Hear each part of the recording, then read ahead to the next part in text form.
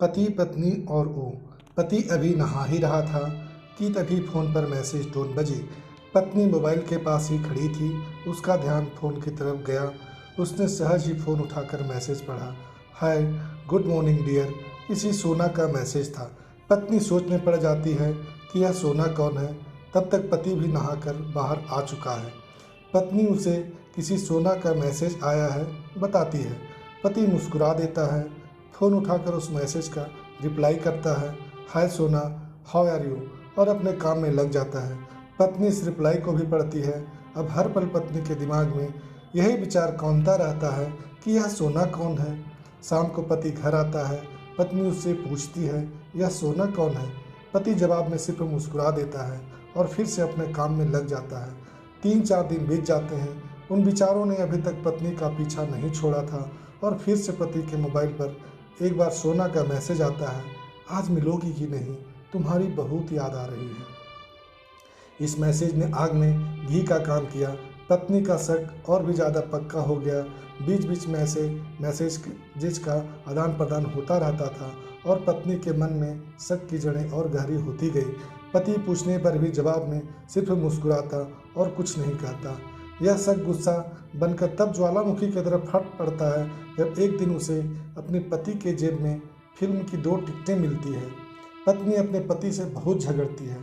पति उसे समझाने की कोशिश करता है लेकिन वह कोई भी बात सुनने को तैयार नहीं है। पति को भी उस पर गुस्सा आ जाता है और यह झगड़ा और भी बढ़ जाता है। गुस्से में पति घर से बाहर निकल जाता है। पत्नी का गुस्सा पति से कई गुना ज़्यादा है। तुरंत वो अपना सारा सामान पैक करती है। एक चिट्ठी लिखती है कि मैं मायके जा रही हूँ हमेशा के लिए, और पति का घर छोड़कर चली जाती है। गुस्सा शांत होने पर जब पति घर आता है तो चिट्ठी पढ़कर उसके होश उड़ जाते हैं। 15 दिन बीत जाते हैं और गांव के उस घर पर डोरबेल बजती है जहां पत्नी रहने चली गई है। पत्नी दरवाज़ा खोलती है। दरवाजे पर 8 साल की एक छोटी बच्ची हाथों में चिट्ठी लिए खड़ी है। वह पत्नी को चिट्ठी देती है।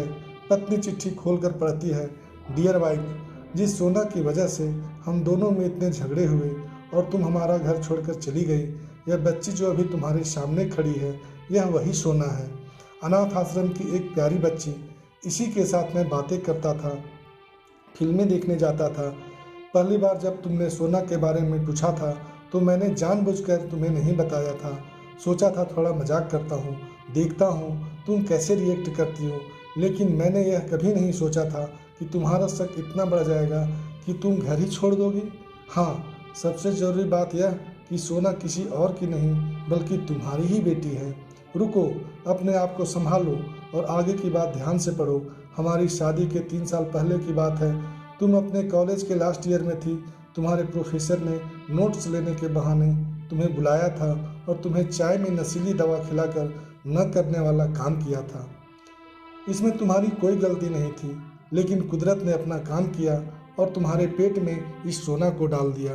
काफ़ी प्रयास करने पर भी अबॉर्शन नहीं हुआ तो तुम्हारे घर वालों ने समाज के डर से तुम्हें 7 महीने तक घर में ही रखा। तुम्हारे पिताजी खुद एक डॉक्टर हैं, इसलिए यह बिना मांगा बच्चा बड़ी आसानी से बिना किसी का कानो कान खबर लगे हुए इस दुनिया में आ गया। भविष्य में तुम्हारी शादीशुदा जिंदगी में कोई प्रॉब्लम न हो, इसीलिए तुम्हारे पिता ने इस बच्चे को गांव के एक अनाथ आश्रम में छोड़ दिया। यह बच्चा मतलब यही सोना जो अभी तुम्हारे सामने खड़ी है। अगर अब भी विश्वास नहीं हो रहा है तो इस बच्ची के बाएं गाल का वो तिल देख लो जो शायद तुमने उसे आखिरी बार रोते हुए देखा होगा, या फिर अपने पिताजी से पूछ लो। पत्नी जल्दी से उस बच्ची को पास में लेकर उसके गालों का तिल देखती है। उसका मन भर आता है, उसकी आंखों में आंसू आ जाते हैं। अभी भी चिट्ठी बाकी है, इसलिए वह आगे बढ़ती है। मुझे पता है अभी भी तुम्हारे मन में यह सवाल उठ रहा होगा कि यह सब तुम कैसे जानते हो। तुम्हें बता दूं, यह सब तुम्हारे खुद के पिता ने ही अपने मन में उठ रहे पश्चाताप को शांत करने के लिए शादी के 2 महीने पहले मुझसे मिलकर सारी बात मुझे बताई थी।